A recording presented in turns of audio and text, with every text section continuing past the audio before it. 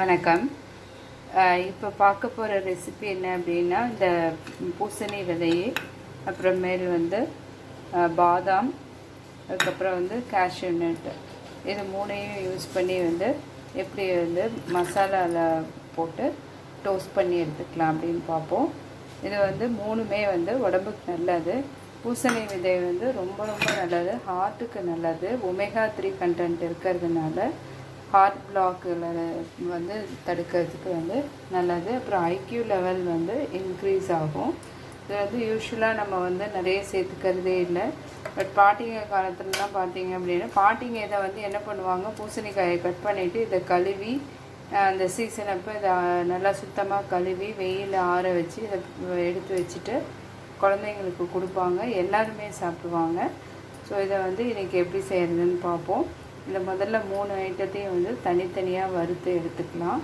ரொம்ப தீச்சிடாமல் பார்த்தா வறுத்து எடுத்துடலாம். இப்போ ஒன்று ஒன்றா போட்டு வறுத்துக்கலாம்.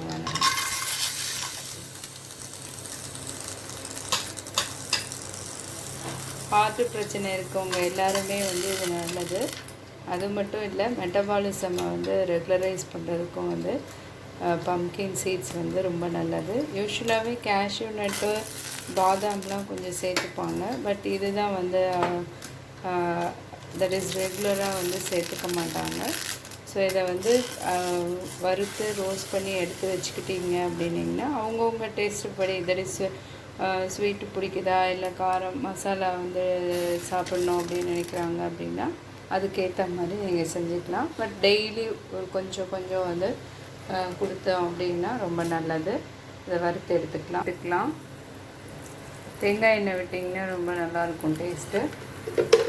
நெய் யூஸ் பண்ணுறவங்க யூஸ் பண்ணலாம்.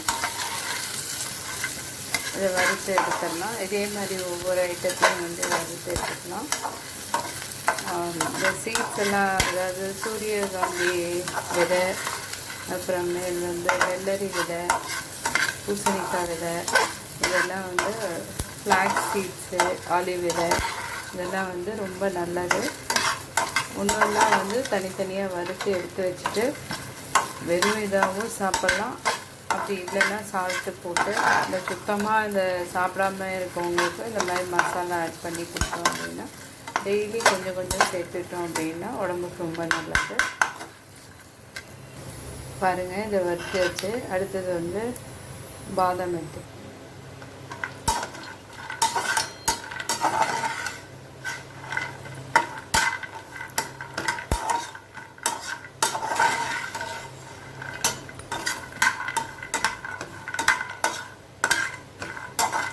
பாதாமையும் வறுத்து எடுத்துக்கலாம்.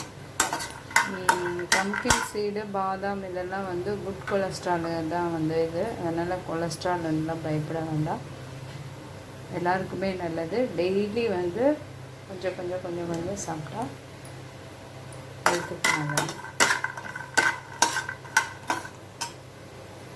இந்த பாதாம் எடுத்தாச்சு பாருங்கள். அடுத்து முந்திரியை வறுத்து எடுத்துக்கலாம்.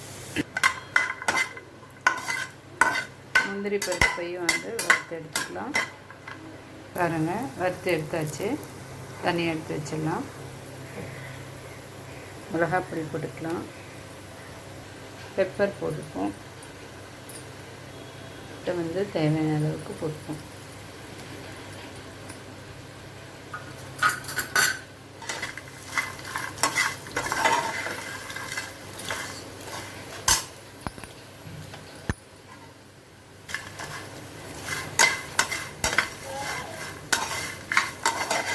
ஸோ மிக்ஸ் பண்ணிவிட்டு